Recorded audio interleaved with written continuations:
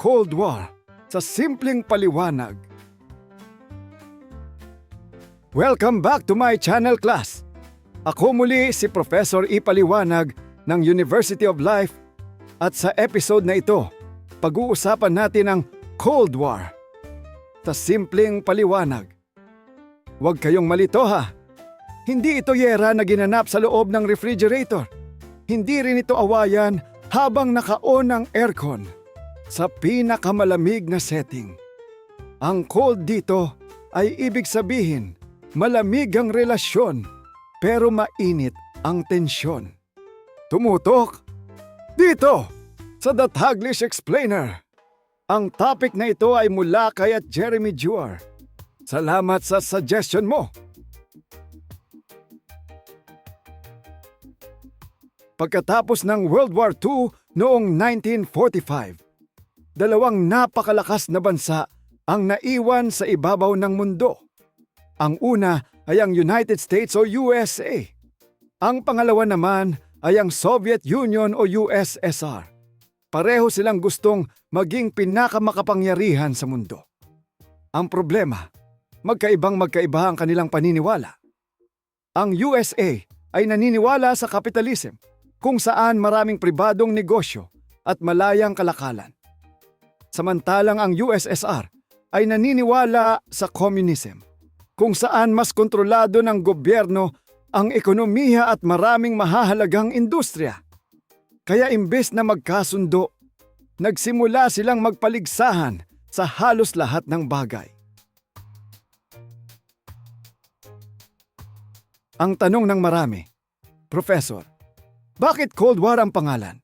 Dahil walang diretsong malawakang labanan sa pagitan ng USA at USSR.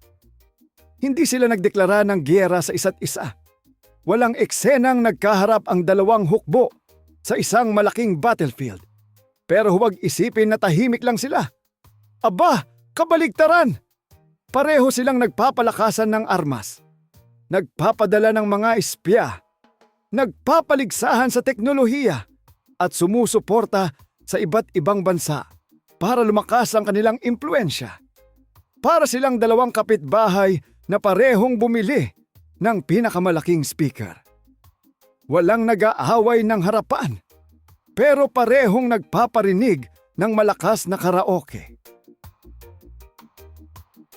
Hindi lang palalakas ng armas ang pinag-aagawan. Ang tunay na laban ay kung aling sistema ng pamumuhay ang mas maganda.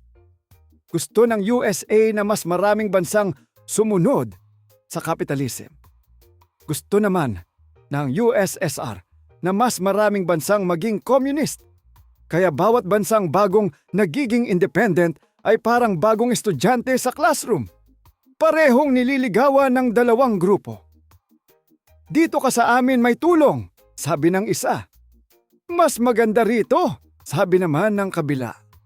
Ang resulta, nahati ang maraming bansa sa magkaibang kampo. No man entering upon this office. No man entering upon Isa sa pinakanakakatakot na bahagi ng Cold War ay ang paggawa ng napakaraming nuclear weapons. Parehong nag-iipon ang USA at USSR ng mga bombang kayang magwasak ng buong syudad sa loob lamang ng ilang segundo. Ang nakakatawa pero nakakatakot, pareho silang natatakot gamitin ang mga ito. Bakit? Dahil alam nilang kapag unang nagpaputok ang isa, siguradong gaganti ang kabila. At kapag nangyari iyon, baka pareho lang silang matalo. Para itong dalawang tao na parehong may hawak na sili sa mata. Walang gustong maunang magpahid dahil alam nilang pareho lang silang iiyak. Hindi lang sa lupa ang paligsahan, umabot pati sa kalawakan. Tinawag itong space race. Noong 1957, nagulat ang mundo nang ilunsad ng USSR ang Sputnik, ang unang artificial satellite. Siyempre, napaisip ang USA. Naku, baka maunahan tayo. Kaya lalo silang nagsikap. Hindi nagtagal. Parehong nagpadala ng mga astronaut at cosmonaut sa kalawakan. At noong 1969, matagumpay na nakalapag ang USA sa buwan. Bagamat hindi direktang naglaban ang USA at USSR, maraming digmaan ang nangyari sa ibang bansa. Tinatawag tong proxy wars. Ang ibig sabihin, ibang bansa ang mismong naglalaban pero sinusuportahan sila ng dalawang superpower. Nangyari ito sa Korea, Vietnam, Afghanistan at iba pang lugar. Para itong dalawang batang ayaw magsuntukan kaya ang mga kaibigan nila ang pinapalaban. Sila ang naguudyok, pero ibang tao ang napapagod at nasasaktan. Isa sa pinakasikat na simbolo ng Cold War ay ang Berlin Wall sa Germany. Hinati nito ang lungsod sa dalawang bahagi. Ang isang side ay suportado ng kanluran, habang ang kabila ay nasa impluensya ng USSR. Hindi lang ito simpleng pader. Isa itong simbolo ng pagkakahati ng dalawang ideolohiya. Isipin ninyo na lang na sa loob ng isang barangay, biglang may malaking pader sa gitna. Ang mga dating magkapitbahay, hindi na pwedeng magkita. Ang dating magkakalaro, hindi na makapagkamustahan.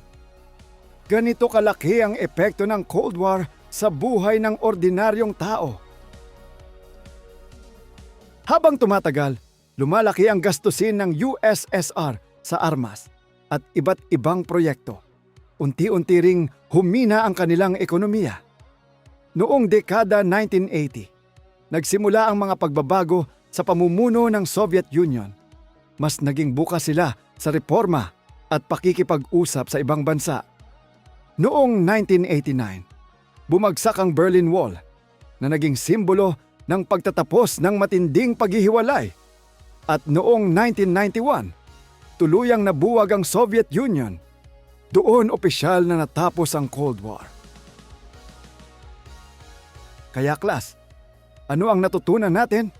Ang Cold War ay isang napakahabang panahon ng matinding tensyon sa pagitan ng USA at Soviet Union. Hindi sila direktang naglaban sa isang malaking gera, pero nagpaligsahan sila sa armas, teknolohiya, impluensya, ekonomiya, at maging sa kalawakan. Maraming bansa ang naapektuhan, maraming tao ang nabuhay sa takot, at maraming mahahalagang pangyayari sa kasaysayan ang nangyari dahil dito. Hanggang sa susunod, class! Ako si Professor E. Paliwanag ng University of Life na nagsasabing, ang malamig na ulo ay mas malakas kaysa mainit na ulo. Lalo na kung ang nakataya ay buong mundo.